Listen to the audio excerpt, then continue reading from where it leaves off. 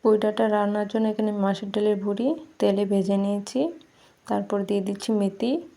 এদিকে পুঁই ডাঁটার সাথে বেগুন, একটা শসা কেটে ধুয়ে নিয়েছি, কড়াই দিয়ে দিলাম। দিয়ে দিচ্ছি সেদ্ধ করে রাখা আলু, দিয়ে দিচ্ছি হলুদ গুঁড়ো, জিরের গুঁড়ো, মরিচ গুঁড়ো, দিয়ে দিচ্ছি কাঁচামরিচ, দিয়ে দিচ্ছি পরিমাণ মতো লবণ, দিয়ে একটু আমি নাড়িয়ে চাড়িয়ে নেব। কম মশলায় উপযুক্ত একটি খাবার। তারপরে দিয়ে দিচ্ছি পরিমাণ মতো জল, সেদ্ধ হওয়ার জন্য ঢেকে দিলাম।